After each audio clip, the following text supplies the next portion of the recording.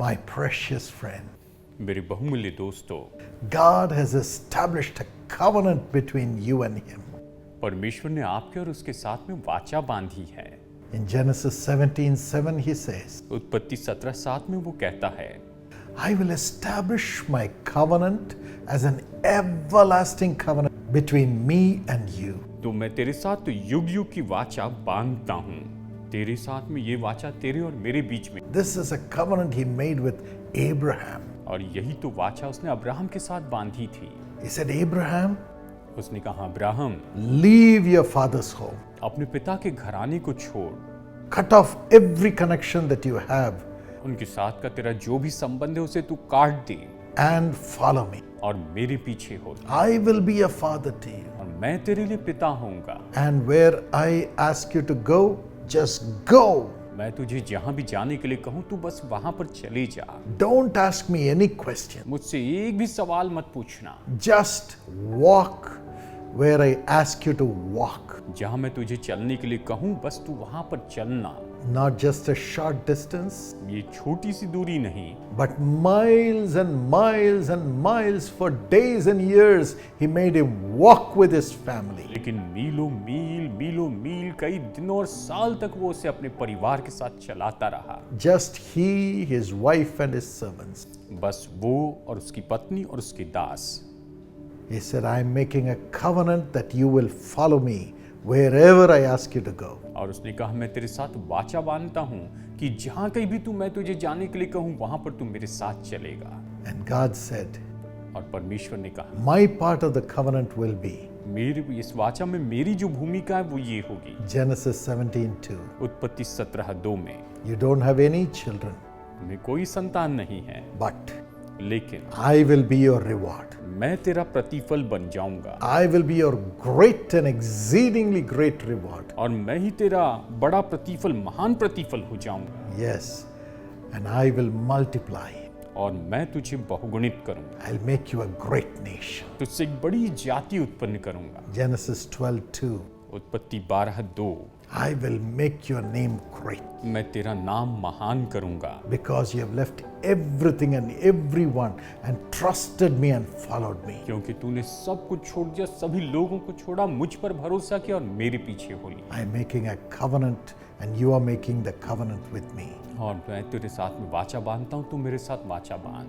And this covenant will stand forever. और ये वाचा तो हमेशा के लिए रहेगी। Even today, आज भी God is making a covenant with us and asking us to make a covenant with Him. परमेश्वर हमारे साथ में वाचा बांधते हैं और वो हमसे चाहते हैं कि हम उसके साथ वाचा बांधें। 2 Corinthians 6:16-18 says, दूसरा कुरिन्थियों अध्याय 6 वचन 16 से 18 तक ये कहता है, separate yourself from the world. अपने आप को संसार से अलग कर, Touch no unclean thing. कोई भी अशुद्ध वस्तु को नहीं छूना, Leave all the unclean thing. सारे अशुद्ध चीजों को छोड़ दे, Don't touch them. उन्हें छूना भी। Separate yourself from the filth of the world. अपने आप को संसार की गंदगी से अलग कर दे, Then और फिर I will be a father to you. मैं तुम्हारा पिता हो जाऊंगा You'll be my son. और तुम मेरे बेटे हो। You'll be my daughter. तुम मेरी बेटी होंगी, You will be my people. तुम मेरे लोग होंगे And I will be your God. और मैं तुम्हारा परमेश्वर होऊंगा। You do the righteousness part. तुम धार्मिकता का काम करो I will do the father part for you. और मैं तुम्हारे लिए पिता होने का काम करूंगा। This is the covenant God is making with us. यही तो वो वाचा है जो परमेश्वर हमारे साथ बांधते हैं। Would you say yes, Lord? क्या आप उसे कहेंगे, हाँ प्रभु? Give me grace not to touch any unclean thing. मुझ पर अनुग्रह कीजिए कि मैं कोई अशुद्ध चीज को न छूऊं। Help me to separate myself from the evil and the wickedness of the world. मेरी मदद कीजिए कि मैं संसार की बुराई से और दुष्टता से खुद को अलग रखूं I will follow you. और मैं आपके पीछे चलूं। I will do what you ask me to do. आपने जो मुझसे करने के लिए कहा है मैं वही करूंगा। God will bless that covenant. परमेश्वर उस वाचा को आशीष दे। He says that will be an everlasting covenant between me and you. और वो कहते हैं कि ये मेरे और तुम्हारे बीच की अनंत काल की वाचा होगी It will be everlasting. और ये अनंत काल के लिए होगी। In Isaiah 54 and verse 10, यशायाह 54 वचन 10 कहता है, the mountains may be removed, पहाड़ हट जाएंगे, the hills may be removed, पहाड़ियां टल जाएंगी,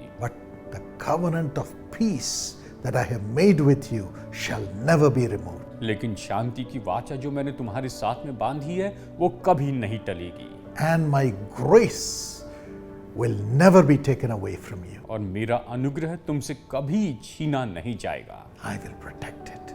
वो उसकी रक्षा करेंगे। And the Bible says in Isaiah 51:2, और फिर यशायाह 51:2 में बाइबल ये कहती है, God called Abraham when he was alone. जब अब्राहम अकेला था तब परमेश्वर ने अब्राहम को बुलाया, God blessed him उसने उसे आशीष दी and increased him. और उसे बढ़ाते चला गया। The same thing he will do as you are under the covenant with God. और जैसे आप परमेश्वर के साथ वाचा में हैं, वही बात वो आपके लिए करेंगे। Father, पिता, protect your children अपनी संतानों की रक्षा कर, as they are obeying you absolutely. जैसे पूरी तरह से आपकी आज्ञा मानते हैं। Give them the grace to be under the covenant, अनुग्रह दीजिए कि ये इस वाचा में हो, separating themselves from the world, अपने आप को संसार से अलग कर दें but resting in you और आप में विश्राम करें as their heavenly Father. अपने स्वर्गीय पिता के रूप में। You have called them, आप उनके बुलाए हैं, now bless them and increase them. आप इन्हें आशीष दीजिए और इन्हें बढ़ाते जाइए। In Jesus' name, यीशु के नाम, Amen. आमीन। God bless you. प्रभु आपको आशीष दे।